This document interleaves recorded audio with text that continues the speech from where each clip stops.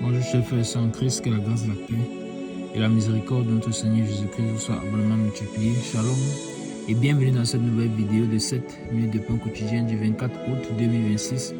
Nous poursuivons notre lecture dans le livre de Actes des Apôtres, chapitre 16, et nous allons lire aujourd'hui le verset 25.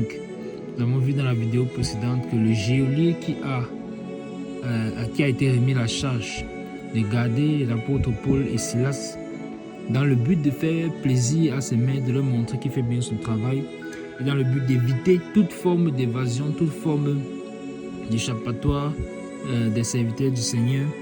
Qu'est-ce qu'il a fait? Il les a mis à l'isolement, c'est-à-dire qu'il les a jetés dans la prison intérieure pour empêcher que de quelconque manière ils puissent être libérés. Et disons-nous bien qu'à cette époque, les prisons sont en pierre, sont battues en pierre et même parfois taillées dans la pierre. Donc, il n'y a véritablement aucune possibilité de pouvoir s'échapper. Ce n'est pas de la terre, on va dire, quelqu'un peut creuser et s'échapper. Non, c'est la pierre. Donc, pour creuser la pierre, c'est pratiquement impossible sans outils. Et même quand il y a des outils, c'est pratiquement impossible que cela soit fait sans qu'aucun bruit ne soit entendu. Alors, voici l'apôtre Paul et Silas qui se retrouvent en prison, alors qu'ils sont en Macédoine, dans ce district, en train de chercher le Macédonien qui est apparu en songe à Paul pour lui dire « Passe en Macédoine et secours-nous ». On a vu que jusqu'ici, leur voyage semble avoir échoué, puisque non seulement ils ont été flagellés, ils ont été battus de verges, ils ont été mis à nu, mais en plus de cela, les voici donc dans la prison, mais pas dans n'importe quelle prison, à l'intérieur de la prison, dans la cour intérieure, c'est-à-dire l'isolement. Alors on s'est posé la question, vont-ils se décourager? Vont-ils être abattus disant « Oh Seigneur, nous avons voulu aller en Asie à 2 reprises, tu nous as empêchés par ton Saint-Esprit. Était-ce pour nous amener ici à Philippe, pour que nous soyons mis en prison, pour que nous soyons torturés de la sorte, pour que ton plan ne progresse point, puisque les apôtres étaient en prison. L'évangile ne peut plus être annoncé dans cette ville davantage. L'évangile ne peut plus être propagé. Cet homme, ce Macédonien qui est une clé pour cette ville-là, ça également nous l'avons vu, ne peut pas donc entendre parler de la bonne nouvelle de l'évangile. Les apôtres vont-ils se décourager?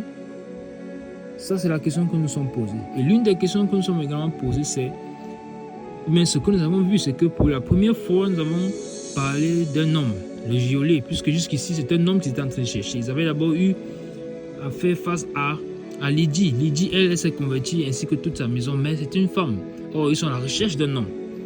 Alors, pour la première fois, on a parlé du geôlier.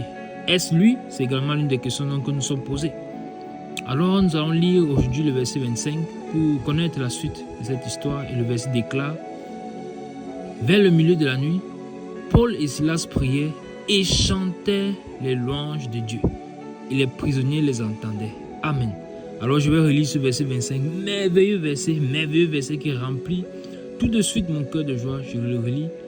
Vers le milieu de la nuit, Paul et Silas priaient et chantaient les louanges de Dieu et les prisonniers les entendaient. Amen. Amen. Amen. Qu'est-ce que nous rendons compte, mes bien-aimés? Vers le milieu de la nuit, nous avons déjà une première indication. Nous avons vu que chaque fois que le Saint-Esprit met une indication ou bien un indice dans l'écriture, c'est comme pour attirer notre attention. Attention, il y a quelque chose ici, il faut creuser. Il faut creuser et regarder ce qu'il y a caché. Alors il dit vers le milieu de la nuit. Alors cela nous révèle déjà que le milieu de la nuit est une heure favorable. Une heure favorable.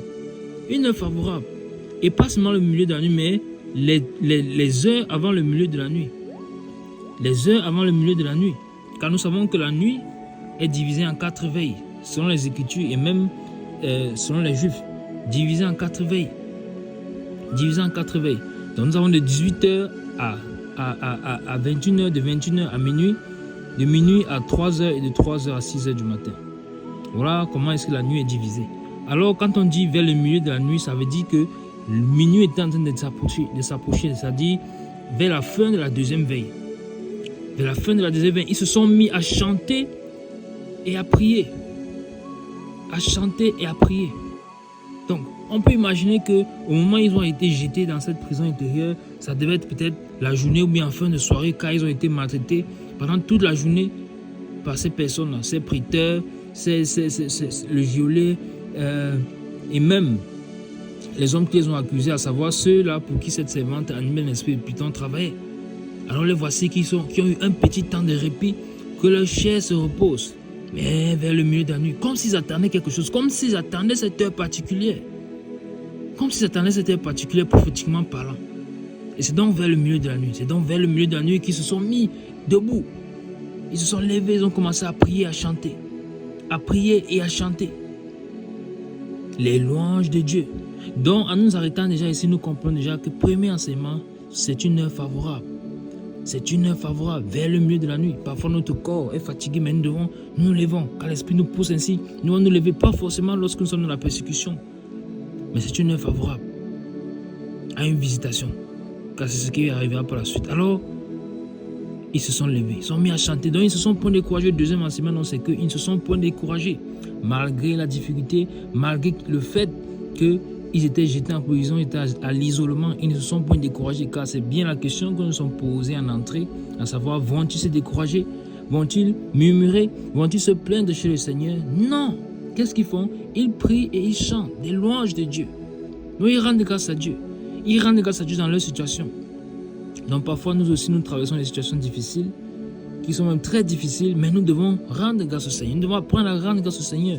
Et même quand nous avons des supplications, il y a des séquelles et des Écritures déclarent que nous devons nous faire parvenir nos prières et nos supplications avec des actions de grâce. Pourquoi? Parce que tout ce qui nous arrive contre notre bien, le Seigneur est au compte de nos vies. Il est souverain et main dans nos vies. Et rien ne peut se passer sans qu'il ait donné son autorisation. Et l'ennemi ne peut pas avoir le dessus sur nous, parce que Dieu est avec nous. Il ne peut agir, l'ennemi, que dans le cadre défini par Dieu. Et Dieu, à la fin, se glorifie toujours. Alors, ils ont chanté louange du Seigneur, à tel point que les prisonniers les attendaient. Donc, d'autres prisonniers les attendaient. Pourquoi les Écritures précisent ceci? Parce que souvenons-nous bien qu'ils ont été mis à l'isolement, donc au fin fond de la prison intérieure. Ça veut dire qu'il y avait une distance entre l'endroit où eux, ils étaient gardés et les autres prisonniers. Mais ils chantaient tellement fort, avec puissance, avec vivacité, avec efficacité, avec joie sincère, que leur voix portait jusqu'à arriver dans les cellules d'autres prisonniers. Ah, merveilleux témoignage. Puissions nous donc tirer cette leçon que nous ne devons pas être dans les murmures. Lorsque nous traversons une situation difficile, mais nous devons rendre grâce à Dieu. Nous devons toujours être dans la joie, nous ne devons jamais perdre notre joie, la joie de notre salut. On peut imaginer comment les apôtres sont contents, fiers d'avoir été battus pour le Seigneur. Quel poids de gloire éternelle cela leur a amassé dans le ciel. Alors ils sont dans la joie. Et ils chantent. Leur mission n'est pas échouée. Pourtant, si on regarde selon les yeux physiques, leur mission semble avoir échoué. Pourtant, si on regarde des yeux physiques, on verra que, quelle est cette souffrance? Un serviteur de Dieu ne peut pas souffrir ainsi, alors qu'il est en train d'annoncer l'évangile. Non, c'est pas biblique. Cela peut arriver. Voici les apôtres qui sont en train de souffrir. Le Seigneur Jésus-Christ, par quelle souffrance lui-même n'est-il pas passé? Pourtant, il était, et il est Dieu, venu en personne, mais il a souffert. Alors, ils ont crié de tout leur cœur, comme s'ils criaient à Dieu, comme si que ces louanges montent vers le Père. Oh, merveilleux. Et c'est tellement encourageant pour nous, pour fortifier notre foi. Mais donc, quelle sera la réponse du Père? Ces louanges vont-elles arriver jusqu'au Père?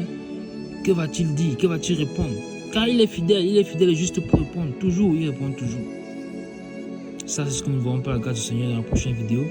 Nous arrêtons là pour aujourd'hui. C'était tout pour les 7 minutes de pain quotidien ce jour. Que la grâce, la paix et la miséricorde de notre Seigneur Jésus-Christ soit abondamment multipliée. Shalom.